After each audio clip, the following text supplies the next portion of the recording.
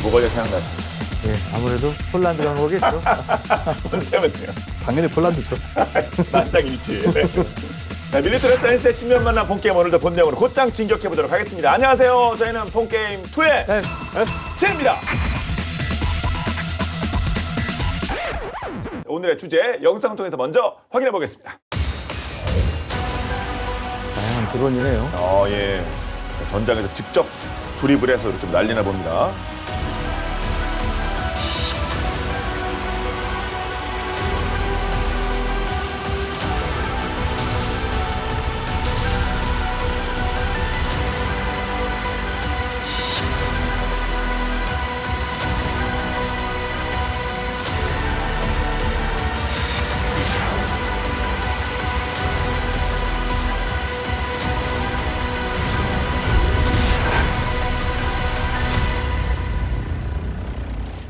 자, 폰게임2 어느덧 올해 마지막 방송을 이제 앞두고 있는데요.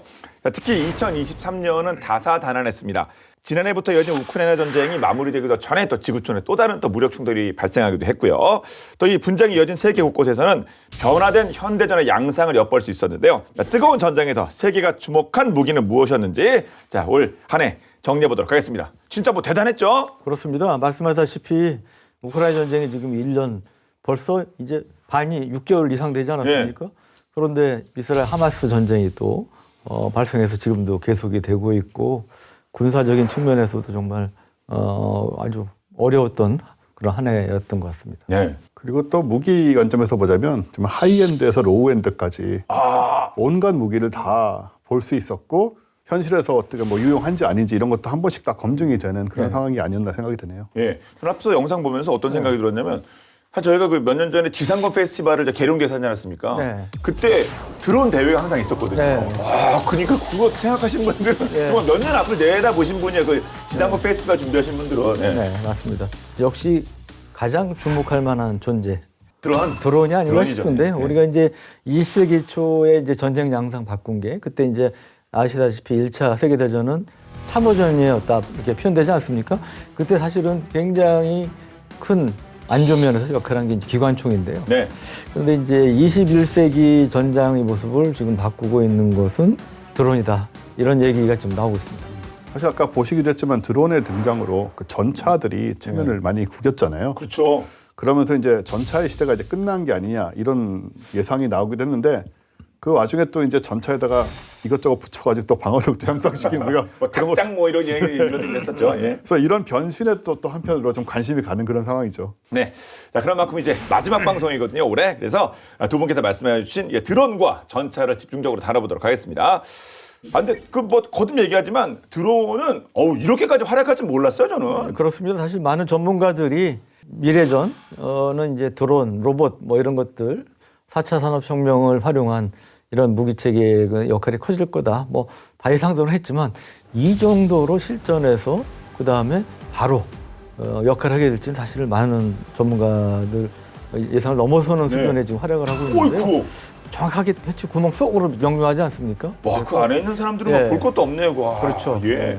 이게 보면 이제 드론이 러시아군의 T-72, T-80 전차 그리고 D-30 곡사포 등을 파괴하는 이제 그러한 영상인데 여러 대의 드론이 버린 일이 아니냐 이렇게 연상하기 쉬우신데 예. 그게 아니고 단 한 대의 드론이 지금 이렇게, 예. 한 대 드론이 계속 예. 얘 잡고 쟤 잡고 하고 그냥 이거 붙여놓은 거예요? 전차 2대의 자주포 한 대를 그냥 파괴하는. 근데 이런 역할을 한 우크라이나의 드론은 본격적인 군용과 큰 무인기가 아니기 때문에 예. 가격은 불과 한 400에서 500달러. 우리 돈으로 따지면 한 50에서 60만 원밖에 안 되는 이제 그런 것으로 예. 추정이 됩니다. 그러니까 우리가 시중에서 흔히 구할 수 있는 뭐 DJI로 대표되는 이런 상용 드론을 이제 개조한 것으로 보이는데 근데 공격으로 파괴된 러시아 무기들은 줄 잡아 한 700만 달러 이상 우리 돈으로 따지면 90억 원 이상 되는 이런 이제 막대한 피해를 입게 되는 이제 그런 모습입니다. 예, 와, 그 드론 병사 엄청난데 지금 한 2개가 특진했을 것 같긴 합니다만 돈으로만 따져도 거의 뭐 가성비라고 해야 되나? 1대만 15,000만 이렇게 되는 거 아니에요, 이거? 정말 말도 안 되는 가성비죠, 예. 실제로. 근데 우크라이나만 이렇게 드론을 쓰고 있는 건 아니고 러시아 드론도 우크라이나에 지원된 독일제 전차를 또 파괴를 했거든요. 아, 그 레오파드 그건가요? 예, 이걸 보시면 이 러시아 드론이 레오파드 2의 그 탄약이 있는 포탑 뒤쪽을 타격을 하게 됩니다. 야, 러시아 병사 안드레이 크라브초프라고 이름도 알려져 있는데요. 이분이 조정을 해서 그 타격을 한 것이기 때문에 민간 재단으로부터 100만 루블의 상금도 받았다고 합니다. 러시아는 지금 그 말씀하신 대로 특수 군사 작전 시작된 이후로 군인 1만 명 이상이 지금 적군 장비 파괴나 노획 등으로 지금 여러 군데서 특별 상금을 많이 받고 있죠. 예, 무슨 뭐 죄수가 무슨 일정 기간 복무하면 무슨 뭐 이렇게 사면도 낸다고 하는데 하여튼 여러 가지 것들 많이 그 걸면서 지금 싸우고 있는 것 같습니다, 러시아는. 근데 진짜 드론은 뭐 하늘에 설치한 지뢰에 갔다 하더니 와, 방금 보니까 엄청 느려. 그걸 정확하게 쫓아가고 빵 조준한 데를 맞히네요. 그렇죠. 그러니까 과거에 우리 전쟁은 뭐 사람을 앞세워서 일반적으로 상상하는 전형적인 이제 과거의 전쟁 모습이었는데 이제는 사람이 타지 않는 이런 드론이 이제 대세인 시대가 예상보다 빨리 왔다. 우크라이나 전쟁의 경우는 거기는 이제 아시다시피 평야지대 아닙니까? 그러면 이런 광활한 벌판을 러시아군 전차가 이동하는 것을 포착을 해서 자폭 공격을 하거나 아니면 이 좁은 구멍에 정확히 떨어뜨리는. 그러니까 이제 풍덩 빠뜨리는 것처럼. 그러니까 그게 이제 사실 쉽지 않은 일인데요. 하여튼 그런 식으로 타격하는 모습들이 이제 공개가 됐고 또 이제 벌판이기 때문에 아무래도 산악정보다 좀 빨리 이동할 수 있잖아요. 전차들이. 이동한 러시아군 전차의 생존 시간이 10분을 넘기지 못한다. 뭐 이런 얘기까지 이제 나왔다고 그럽니다. 우크라이나, 러시아나 이제 다 상당히 양쪽 다 전차들이 파괴됐는데 그 중에 95%는 상대방 전차로 파괴한 게 아니라는 거죠. 예. 그러니까 드론이라든지 뭐 대전차 미사일 또는 지뢰 뭐 이런 걸로 파괴된 거라고 하고요.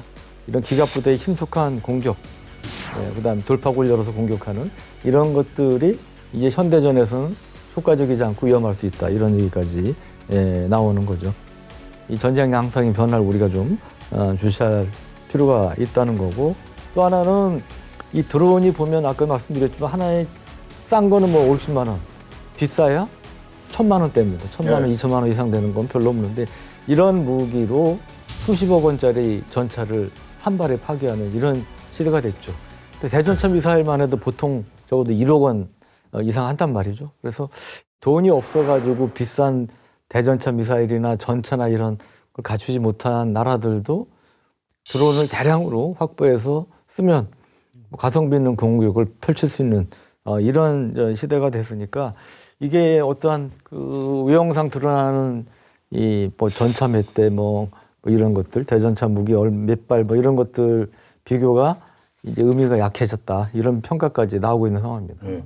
특히 국가 대 국가의 전쟁이라고 할 수 있는 우크라이나 러시아전에서 열세로 평가받았던 우크라이나가 이 드론으로 전과 엄청나게 세운 거 아닙니까? 그렇죠. 사실 우크라이나 러시아 전쟁 기점으로 해서 그 전에 이제 정찰용으로 쓰이던 드론이 공격용으로 많이 좀 발전을 한 상태인데 개전 초기에 그 우크라이나군이 운영했던 그 튀르키예제 바이락타르 TB2가 바로 모스크바함을 침몰하면서 그 이름을 날렸고 그때 뭐 우리도 다 다뤘었고요. 그리고 최근에는 기존의 드론에 더해서 그 육해공 드론을 총동원해서 지금 러시아를 공격을 하고 있죠.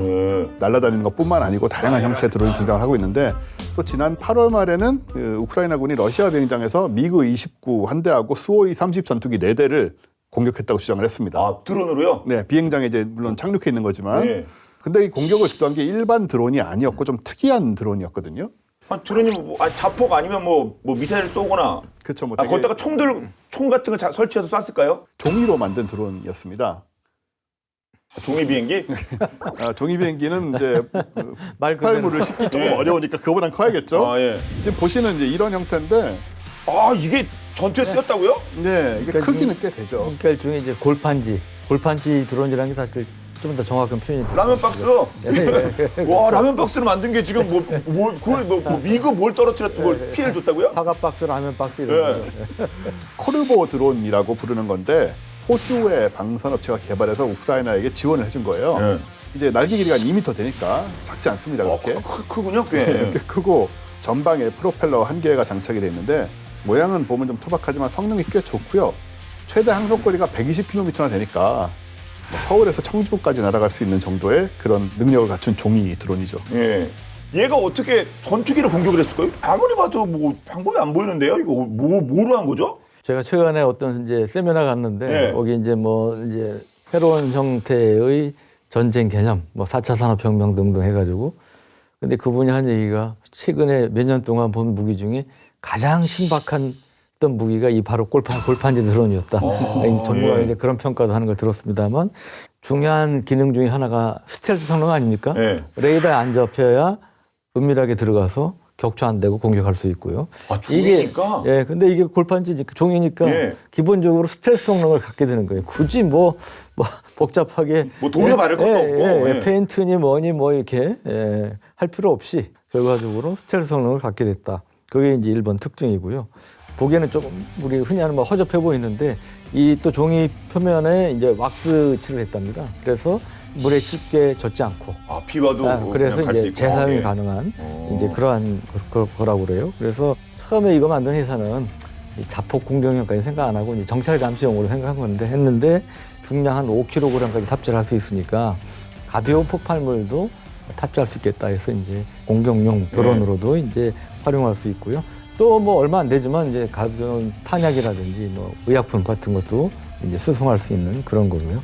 그다음 폭발물은 당연히 이제 5kg 미만이니까 뭐 수류탄, 그다음에 뭐 작은 소형 박격포탄, 뭐 그 정도의 폭발물을 탑재할 수 있습니다. 근데 그 정도만 해도 비행기 부수는 데는 전혀 문제 없어요.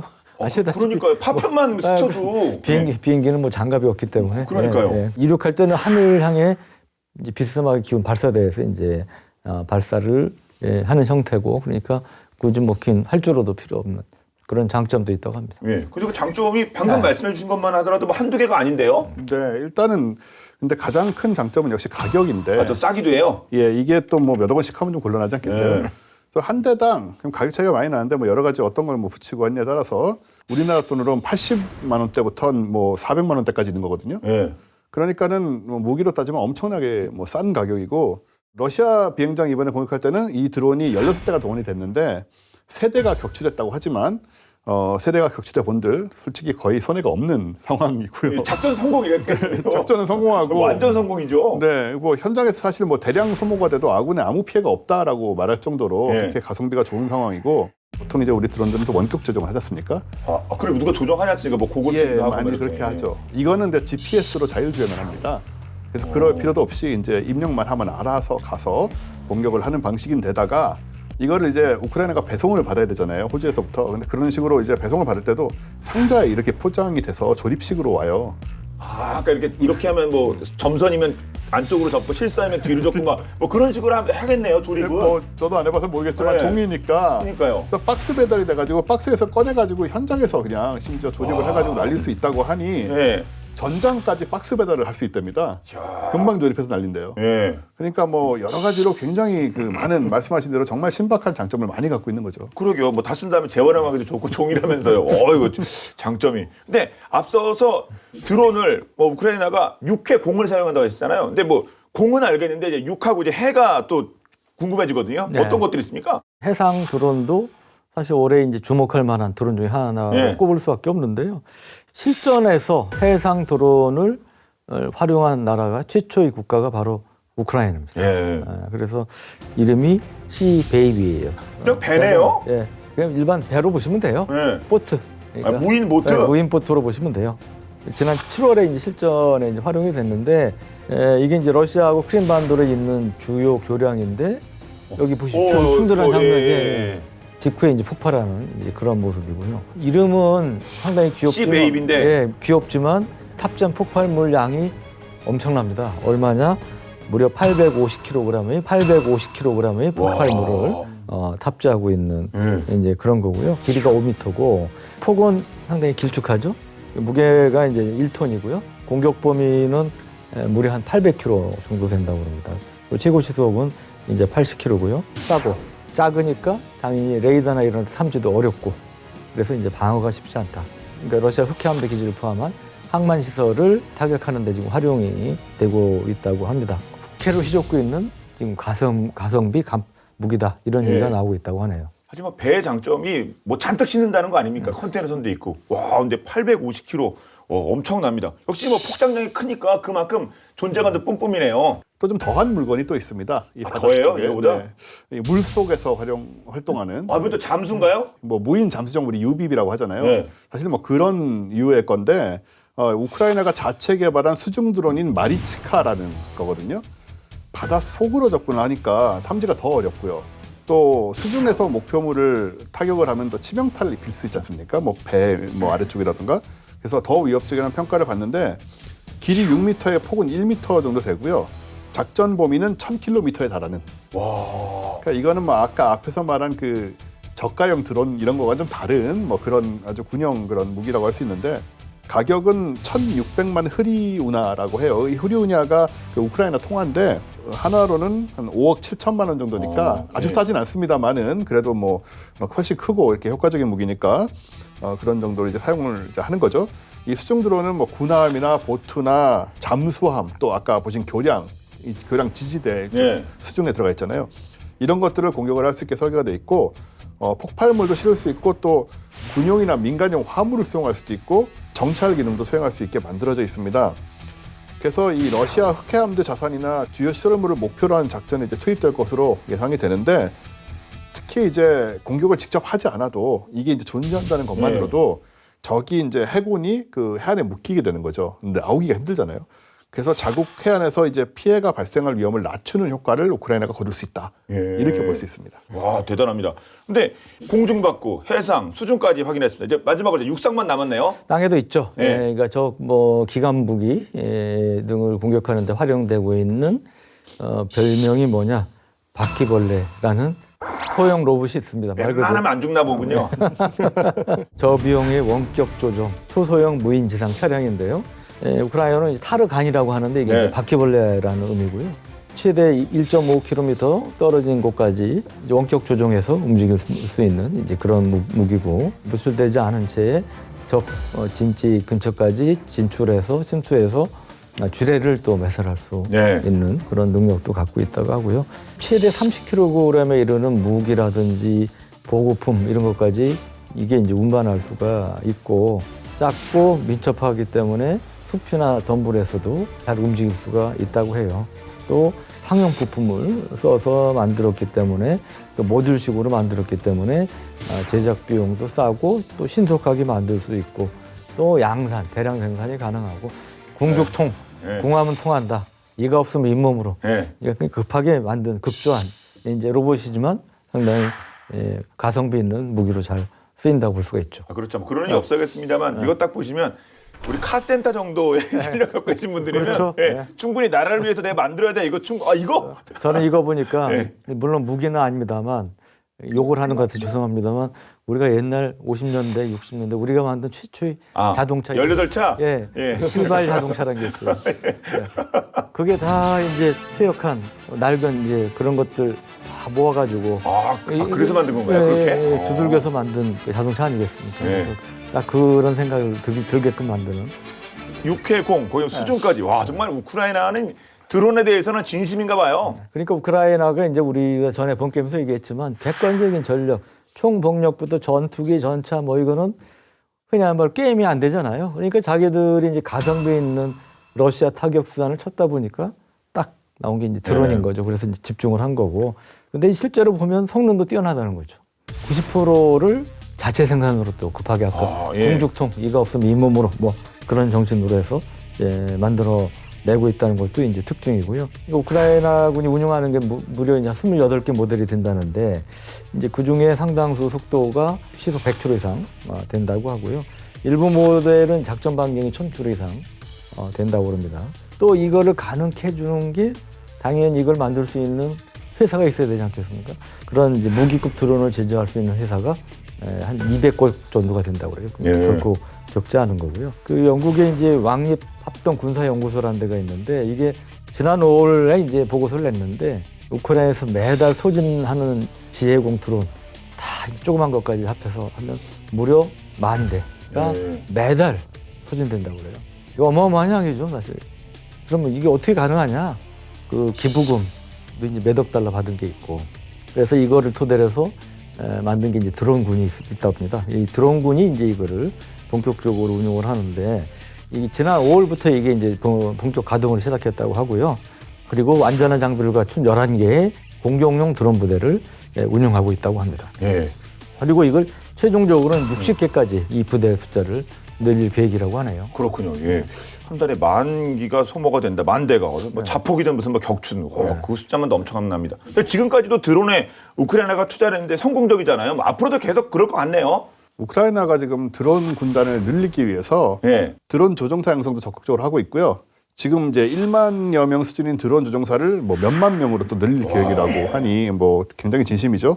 그리고 실제로 이제 전장에서 드론을 조종하는 우크라이나 병사들이 외신 인터뷰를 했는데 지난 6개월 동안 총을 한 번도 안 잡아봤다고 합니다. 총은 물론 잡고는 다니죠. 끌고는 다니고 있지만 쏴본 적이 없다는 얘기죠. 총은 기본적으로 가지고 다녀야죠. 자기 뭐든지 간에. 그렇죠. 총을 갖고 다녀야 돼. 네, 쏘진 않았다고 합니다. 예. 그래서 이 사람들 생각은 지금 뭐 가까운 미래는 아예 총을 안 쓰고 뭐 드론으로만 다 날려보내고 이러고 싸우게 되지 않을까 이런 이제 생각마저 하고 있다라고 또 인터뷰를 해서 좀 진짜로 미래 전쟁의 좀 게임 체인저가 드론이 아니냐 뭐 이런 얘기가 당연히 나올 것 같습니다. 예. 그렇게 드론을 잘 쓰고 있는 우크라이나가 있으면 그에 당하는 쪽이 러시아 아닙니까? 러시아가 또 절대로 가만히 있을 그런 나라가 아니잖아요. 그렇죠. 이제 러시아가 우크라이나 공격에 최근 또 드론을 굉장히 많이 활용을 이제 하고 있는데 초기에 이제 많이 쓴 게 이란제입니다. 이란제 사이드 136 이 자폭 드론 동원해서 키이우 등에 대한 이제 공격에 활용을 했는데 근데 최근에는 이제 러시아 자체 드론을 많이 이제 쓰고 있는 이런 상황이라고 하고 그 미국이 이제 우크라이나 많은 무기를 지원해 줬는데 그 중에 하나가 스위치 블레이드라고 소형 자폭 드론이 있습니다. 이제 그거에 대응하기 위해서 개발한 러시아판 스위치 블레이드인데 이 밖에 가지 차량용 장갑차, 스트라이커 장갑차가 있는데요. 이게 파괴되는 그런 영상을 러시아가 자기 이제 선전용으로 올린 건데, 그러니까 우크라이나 전에서 스트라이커 장갑차가 실전 타격받는 모습이 공개된 건 이번이 처음이라고 이제 하고요. 근데 여기에 쓰인 그러면 러시아 자폭 무인기가 뭐냐? 렌시 3라는 건데요. 이게 스트라이커 장갑차, 대전차 로켓이나 지뢰 이런 데는 강한데. 이러한 이제 렌식 같은 무인기 공격에는 약하다 이런 지적이 나오고 있고요. 벌건 대낮에도 이제 두세 대의 렌식으로 집중 공격을 하게 되면 파괴될 수 있다. 특히 엔진 부위 등이 이제 취약한 것으로 그렇게 알려지고 있습니다. 네. 정말 최신 서방 무기까지 이렇게 박살을 내는 그 렌식 이게 어떤 드론입니까? 일단 보신 것처럼 자폭 드론입니다. 렌시 3 자폭 드론이고 앞뒤에 이제 X자로 날개가 8개가 이렇게 4개씩 배치가 된 그런 형태고요. 전장 1.6m, 날개폭은 1m, 그리고 중량은 12kg이니까 꽤 가볍습니다. 공격 범위는 아주 크진 넓진 않아서 40km 수준인데 최대 상승 고도는 5,000m까지 올라갈 수 있고요. 시속 80에서 110km 정도로 40분 동안 순항을 할 수가 있는데 굉장히 이제 다양한 그 추적 기능을 갖고 있어서 러시아판 GPS라고 하는 그 글로나스를 지원하고 그다음에 관성 항법 체계, 레이저 위치 측정 장비 이런 걸 다 갖추고 있고요. 고정 및 이동 표적을 감지를 해서 추적을 하거나 공격해서 이제 파괴를 하는 능력을 갖고 있는데 일단 이륙을 하면 정해진 목표나 이제 정해진 경로를 비행을 하면서 전장을 감시를 하거나 아니면 알아서 이제 표적을 보신 것처럼 정밀하게 타격을 할 수 있는 그런 능력을 갖고 있고 가격은 35,000달러니까 4,500만 원 정도 수준입니다. 예. 그냥 뭐 작고 뭐 가벼운데 이 렌시라고 하는 게 이렇게 보기에 근데 아니 뭐로 이렇게 그런 서방의 장갑차를 이렇게 파괴하는 거예요? 이게 렌시 탄두 종량이 이제 3에서 한 5kg이라고 그래요. 그러니까 사실 그렇게 이제 강하지는 않은 거고요. 그래도 미국제 이제 120mm 박격포 탄두 유력과 비슷한 박격폭탄 유력과 비슷한 이제 그런 정도의 이제 화력이라고 하고요. 카메라가 달려있기 때문에 취약한 엔진 부위라든지 뭐 이런데 카메라를 보면서 정확히 때릴 수 있기 때문에 그래서 정밀 타격이 가능하기 때문에 위협적이라고 볼 수 있는 거고 이 전동 모터를 갖고 있는데 이 공격 직전에 순간적으로 시속 300km까지 가속을 해서 속도를 높여서 이제 타격을 할 수 있다는 거고요. 또 하나는 이제 표적 위에서 수직으로 내리꽂는 식으로 형태로 이제 타격을 할 수 있다는 거. 또는 아예 낮은 고도로 해서 미끄러지듯이 이제 비행할 수 있는 이제 이런 것 때문에 발견하기도 쉽지 않고 발견하더라도 격추하기 쉽지 않은 이제 그러한 이제 것이 이제 장점으로 부각이 되고 있습니다. 그리고 지난 3월에는 더 큰 탄두 그리고 새로운 전장업 카메라 자율 공격 능력이 향상이 된 신형도 식별이 되고 있다고 그래요. 그러니까 예. 나름 강화된 개량도 등장하고 있다는 거고요. 그리고 이제 여기서 또 우리가 상당히 좀 무시할 수 없는 게 그러면 얼마나 생산하느냐?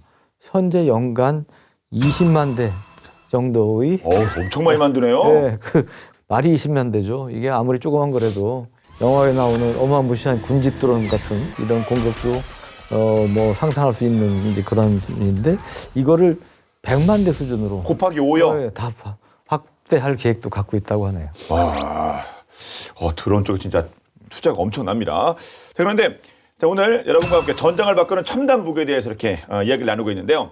누군가는 세상을 바꾸기 위해서 노래를 택했다고 합니다. 주인공은 올해 가장 안타까운 지상전이 벌어지는 곳이기도 하죠. 가자 지구에서 태어난 청년이라고 하는데 10년 전 아랍 방송 역사상 최고의 시청률을 기록하며 희망의 아이콘으로 떠올랐다고 합니다. 그 사연 본방야사에서 살펴보겠습니다.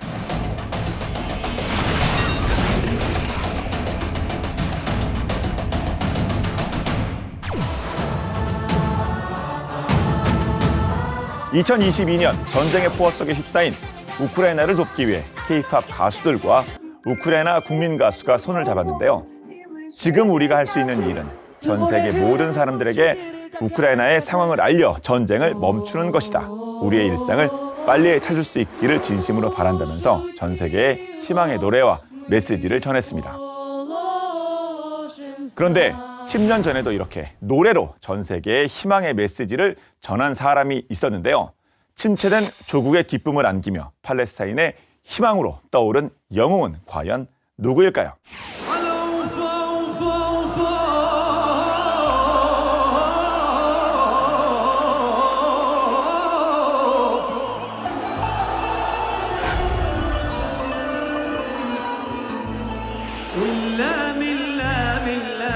지붕 없는 거대한 감옥으로 불리는 팔레스타인 가자지구. 끊임없는 폭격이 일상인 이곳에 남다른 음악적 재능을 가진 한 청년이 있었는데요.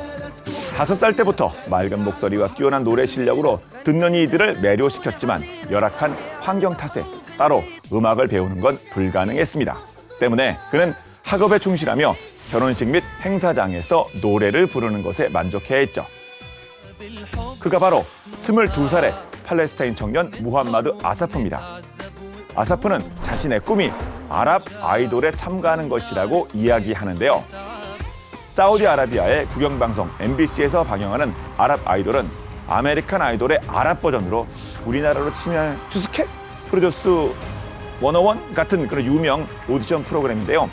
고정 시청자만 2억 명이 넘고 우승자는 곧바로 스타에 등극하는 등 아랍권에서 엄청난 인기를 누리고 있죠. 아사프는 꿈을 실현하기 위해 용기를 내는데요.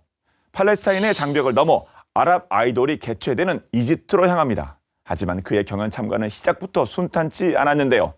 이스라엘은 안보를 이유로 팔레스타인의 국경을 전면 봉쇄하면서 높은 장벽을 세웠는데 이곳을 지나가기 위해선 출국 허가가 있어야 했죠. 그래야만 이집트 국경 수비대로부터 입국 경로를 확보받을 수 있었습니다.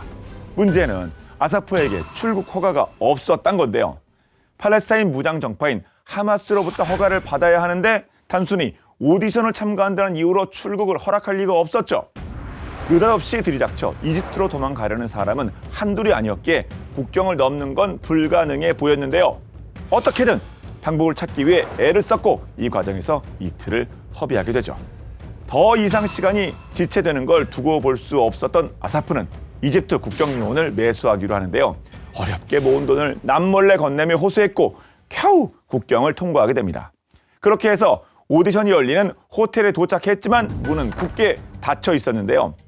접수 마감이 되어 들어갈 수 없었지만 아사프는 포기하지 않았고 호텔 벽을 넘어 안으로 들어갔죠. 가자 지구의 높은 장벽도 넘었는데 호텔 벽쯤이야. 고생해서 여기까지 왔는데 저였어도 지푸라기 잡는 심정으로 뭐라도 했을 듯 싶긴 합니다. 아무튼 호텔 안에 무사히 들어가긴 했지만 참가 번호표를 받지 못했기 때문에 달라지는 건 없었죠.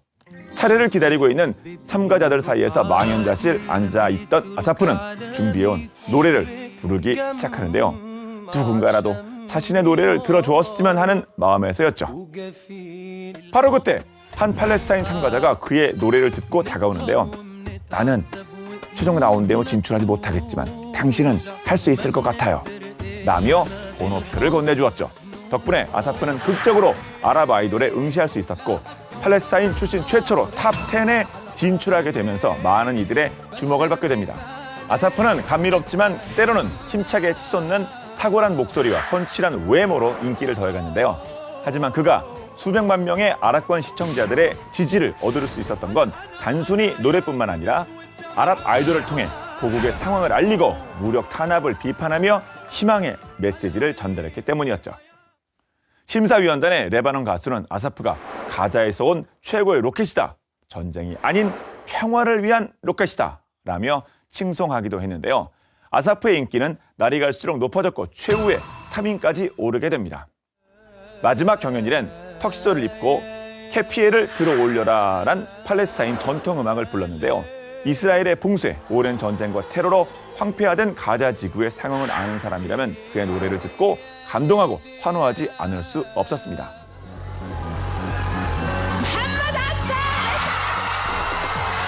성공적으로 경연을 마친 그는 최종 우승이라는 값진 결과를 거머쥐게 되는데요. 아사프의 노래는 팔레스타인들에게 웃음을 안겨주었고 단결하게 만들어주었고 희망을 꿈꿀 수 있는 기적을 만들어줬죠. 이후 마흐무드 아바스 팔레스타인 대통령은 그에게 친선 대사로서 외교관 자격을 부여했고 유엔 팔레스타인 난민 구호기구는 팔레스타인 난민들을 위한 지역 청년 대사로 지명하며 팔레스타인의 영웅으로 떠오른 아사프의 음악 활동을 응원했다고 합니다. 현재 아사프는 아버지의 권유로 고향인 가자 지구를 떠나 덴마크에 살고 있는데요. 비록 지금은 멀리 떨어져 있지만 여전히 조국을 잊지 않고 희망을 노래하고 있으며 자신의 소셜 계정을 통해 팔레스타인의 자유와 희망을 기원하고 있죠. 혁명은 총을 든 사람의 것만이 아닙니다. 저는 팔레스타인 사람들을 대표해 나의 음악과 메시지를 통해 싸웁니다. 아사프의 목소리가 또 한 번 기적을 이끌어주기를. 부디 내일은 오늘의 비극이 반복되지 않기 바랍니다.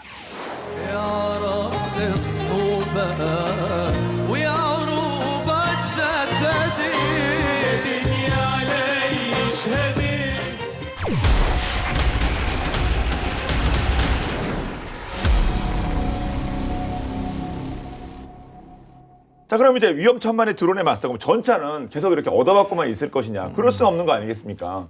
그렇죠. 그래서 가장 시급한 과제는 뭐 드론 공격을 어떻게 막을 것이냐 하는 건데 러시아의 렌시 자폭 드론 때문에 고가치의 군사 장비가 계속 피해를 받으면서 우크라이나 군이 고민이 많죠. 그래서 그 결과로 그 우크라이나 군이 그 전차 포탑 부근에 쇠와 철망을 용접한 그 네모 형태의 케이지를 설치하게 되는데 네. 우리가 닭장이라고 얘기했던 바로 드론이 전차에 이제 직접 충돌하는 건 적어도 막자. 그래서 폭파의 좀 힘을 좀 줄이자 뭐 이런 관점이고요. 일종의 수동 방어 기술인 것이고 또 이제 슬랫 아머라고 부르죠. 처음에 이 슬랫 아머는 대전차 로켓 공격에 대응하기 위해서 만들어진 건데 이 비주얼 때문에 그 가난한 군대의 대전차 장갑이다라고 불리기도 했는데 하지만 보기에는 뭐 장갑이라고 하기에는 좀 많이 부족한 그런 외양을 갖고 있습니다만은 사실은 기능 중심의 아주 철저하게 기능 중심으로 이제 만들어진 뭐 장갑이라고 부를 수 있고요. 물론 뭐 화력이 제대로 갖춰진 대전차 미사일에는 아무 소용도 없는 무용지물이지만 그 자폭용 드론이나 드론에서 투하되는 소형 폭탄 이런 것들은 확실히 효과가 있기 때문에 그 정도 수준의 위협에 대해서는 충분히 대응이 가능하다. 그래서 이런 철망이나 철판 구조물이 활용도가 높다 이런 부분이 사실 실제 전장에서 확인이 되는 사례라고 할 수 있겠습니다. 네. 그것을 통해서 끊임없이 이렇게 진화한다고 할 수 있겠는데요. 그러니까 사실 뭐 드론 활개치고 막 그러면 또 위에서 내리꽂는 무기 많아지면 이거 슬레드 아머, 이거 닭장 아머 이거 거의 뭐 필수 되는 거 아닙니까? 그렇죠. 이러한 그 전장 환경의 변화에 따라서 우리도 이제 인식과 발상의 전환이 필요한 이러한 시대가 볼 수가 있고요. 그래서 이게 보면 특히 이 슬레드 아머만 해도 이제 사실은 초기 나왔을 때보다는 좀 디자인이 깔끔해진 거예요. 예, 옆에 있는 거, 붙은 거. 근데 이 위에 우산처럼 쓴 이거는 나온 지가 얼마 안 된 겁니다. 사실 이제 드론 공격이 본격화되면서 나온 거기 때문에 솔직히 미관상 보면 썩 좋아 보이진 않죠. 예, 그런데 강력한 방어력을 자랑하는 메르카바 전차조차도 이번에 이걸 달고 나왔더라고요. 예. 드론 공격이 어느 정도까지 왔다. 를 상징적으로 보여주는 장면이 저는 이 바로 우산 형태 이 펜스 장갑이 아닌가 싶은 생각을 좀 해봤고요. 그래서 점점 이런 슬레드 아머를 장착한 활용하는 나라가 늘어나고 있다. 그리고 이제 우크라이나, 러시아는 물론이고 아프리카, 중동적 국가들도 이제 마찬가지고, 그다음에 인도, 이스라엘 뭐 이런 데도 마찬가지고요. 파키스탄 이제 적정 지역에 배치된 인도 육군의 T-90S 전차에도 이렇게 우산 형태의 술래나무 장착한 것도 이제 최근에 이제 포착이 됐다고 합니다. 드론 로봇의 비중이 커지는 이 현대전 특징을 감안하면 이런 술래나무도 점점 또 다양한 형태로 발전하지 않을까. 그다음에 채용하는 국가도 늘어나지 않을까. 참고로 우리 한국군 전차는 술래나무가 아직 없습니다. 사용하지 않고 있는데 우리 한국군 전차들도 결국 이런 술래나무를 어떤 형태로든 채택할 수밖에 없지 않을까 하는 생각을 또 해봅니다. 앞서 잠깐 말씀하셨는데 메르카바 전차도 뭐 저희도 전에도 언급하겠습니다만 이거 했지 않습니까, 닭장. 근데 그 가자지구에서 어떻게 실제적으로는 어떻게 또 효과가 좀 있답니까? 일단은 이제 우리가 이걸 생각해 보려면 실제로 이스라엘 전차들이 하마스에게 얼마나 피해를 입었나를 한번 봐야 되는데, 그렇죠. 예, 하마스가 보통 대전차 미사일이나 로켓을 쏘고 또 이제 급조 폭발물로 뭐 부비 트랩 같은 걸 만들어서 터트리면서 이스라엘 대응을 하잖아요. 근데 이런 방법으로 하마스 주장에 따르면 이스라엘 전차를 50대 이상 파괴했다라고 하는데 이거는 사실이 아닙니다. 그러게요. 그러면 바로 드러나지 않을까요? 그럼 사진이 엄청 나올 텐데 하나만 파괴해도. 그래서 지금까지 확인된 바에 따르면 개전 첫날 파괴된 한 대를 빼면 가자지구 내에서 발견된 파괴된 이스라엘군 전차는 한 대도 없다라는 게 지금 뭐 상황이고요. 하마스 미사일이나 로켓이 발사가 되고 그 이스라엘 전차로 그 이스라엘군 전차 주변에서 뭐 폭발이 일어난 건 사실인데 이게 이제 전차가 폭발을 한 게 아니고 전차가 발사한 요격탄에 하마스의 미사일이나 로켓이 맞아서 터지는 광경들이었습니다. 그러니까 실제로 그 전차에는 거의 피해가 없었던 거죠. 그걸 뭐 하드킬이라고 하나요? 직접 때려가지고 지금까지 그 피해가 최소화되고 있는 상황이군요, 이스라엘이. 그렇죠. 사실 이제 그걸 이제 영어로 APS, 액티브 프로텍션 시스템이라고 하는데 능동 방어 장치라고 하죠. 그러니까 날아오는 적 대전차 미사일, 그다음에 RPG-7 같은 로켓 뭐 이런 것들을 때려 맞춰서 파괴시키는 이제 방식을 이제 APS라고 그러는데 전차나 장갑차용 APS를 세계에서 본격적으로 최초로 운용하기 시작한 나라가 바로 이스라엘이에요. 트로피 같은 경우는 날아오는 그 적 로켓이나 미사일을 레이더로 확인한 다음에 유격탄을 쏴서 이제 파괴하는 이제 이런 방식인데 보통 반경 10m 이내에 접근하면 이제 방어 시스템이 가동되는 이제 이런 형태로 해서 작동이 되고 날아오는 게 뭐 미사일이든 로켓이든 포탄보다는 느리겠지만 그래도 굉장히 빠르잖아요. 실제로 대응할 수 있는 시간은 1초 미만이에요. 엄청나게 빠르게 이제 대응을 해야 되는 거고요. 트로피가 있고요. 또 하나는 이제 이스라엘 엘비스라는 데서 만든 아이언피스트가 있는데 날아오는 대전차 포탄은 날카로운 칼날처럼 형태로 해서 철갑탄, 관통탄이 날아와요. 이걸 맞춰서 요격하는 거는 매우 어렵겠죠. 근데 이제 이것까지 아이언피스트는 요격한다고. 그래요. 그래서 지금 일부 이스라엘 쪽에도 뭐 장갑차 중심으로 배치가 되고 있는데요. 그래서 이런 것들이 이제 이스라엘 실전 경우를 통해서 지금 도입을 하고 있습니다. 또 이렇게 많은 그 장비가 있는데 그 한 대 그 피격됐다는 건 어쩌다가 그게 당한 거예요? 그러니까 이제 그게 이제 여러 썰이 있었는데 이게 이제 이스라엘 제84여단 소속 이제 전차였고 혼자서 작전하다가 승무원까지 사망을 했다고 그러는데 근데 여기에는 참고로 APS가 없었다고 합니다. APS가 있고 없고가 차이가 확실히 나는군요. 그리고 이제 이게 드론으로 그 엔진 등 취약 부분을 얻어맞은 것이 아니냐 이제 그런 얘기도 나오고 있죠. 이렇게 뭐 실전 사례가 나오니까 이 APS라는 거 능동 방어 장치 이런 거는 더 각광을 받겠네요. 그래서 지금 뭐 우크라이나 전쟁하고 또 이스라엘 하마스 사태를 보면서 세계 각국이 다들 APS가 옵션이 아닌 필수다라는 인식을 갖게 됐고요. APS의 유무에 따라서 그 병사들의 생사가 결정이 되기 때문에 그거는 또 사기하고도 밀접한 관련이 있고 굉장히 중요한 지금 개념이 돼 있고 원래 APS를 처음 고안하고 개발했던 건 구소련이었습니다. 근데 이게 그 개념을 실제로 정립을 하고 또 실전에서 효용 가치를 입증한 게 이제 이스라엘이고요. 근데 이 현재 관점에서 전차와 장갑차용 능동 방어 체계 도입 그리고 성능 개량에 가장 적극적인 국가는 아무래도 미국이다. 이렇게 보면 될 것 같고요. 미국은 특히 이미 그 이스라엘에서 개발한 이 능동 방어 체계를 도입을 해가지고 그 M1 전차하고 M2 보병 전투 차량에 장착을 좀 한 상태고요. 동시에 퀵킬 그리고 아이언 커튼으로 명명된 이 능동 방어 체계를 독자 개발하고 있는 그런 상황이죠. 그렇군요. 예. 네, 드론에 파괴되고 뭐 미사일에 맞고 해가지고 그 터진 전차 보면서 전차 무용론까지 나왔었는데 뭐 APS니 무슨 슬레다 뭐 이런 거 자꾸 만드는 거 보면 전차를 버리는 쪽이 아니라 전차를 계속해서 활용할 것으로 보입니다. 뭐 이런 분위기로 가겠죠? 그렇죠. 사실 뭐 전차 무용론도 나왔지만 네. 이게 뭐 전차가 그렇게 매번 이 드론에게 터지고 뭐 급조 폭발물에 터지고 이렇게 정말 그런 식으로 다 될 리는 없죠. 예, 그 일부의 상황들이 굉장히 강조되었고 당연히 뭐 우크라이나 전쟁은 물론이고 이스라엘도 전차를 굉장히 중용하고 있고요. 또 심지어 우크라이나가 지원을 요청한 무기 중에 우선순위가 가장 높았던 것 중에 하나가 바로 이제 전차였고요. 예. 정말 무용하다면 이럴 리가 없는 거니까요. 전투에서 뭐 가장 중요하다고 할 수 있는 게 기동력, 방어력 그리고 화력이라고 할 수 있는데 전차의 역할은 이제 이런 면에서 너무 좀 중요하고 크다라고 여전히 말할 수 있고. 하지만 이제 드론이라는 또 미래 위협이 생겨난 만큼 여기 이제 개량을 거치면서 지금 위협에 대응을 하고 있는 거죠. 또 드론으로부터의 방어를 위해서는 아무래도 이제 새로운 기술 개발이 많이 필요가 한데 지금 이제 전차가 가지고 있는 능동 방어 시스템은 단일 센서 단일 방어를 하는 관점인데 미래에는 보다 높은 수준의 방어를 위해서 미사일이나 로켓을 원거리에서 탐지할 수 있는 그런 탐지 경보 시스템도 좀 필요하고 그리고 유도 미사일을 방해하는 재밍 이런 시스템도 필요할 것 같고 이런 것들이 다 합쳐진 좀 복합 방어 체계로 발전할 것으로 지금 예상되고 있습니다. 예. 앞서서 이런 그 장애물을 극복하는 그 전차 뭐 어떻게 그려보면 될까요?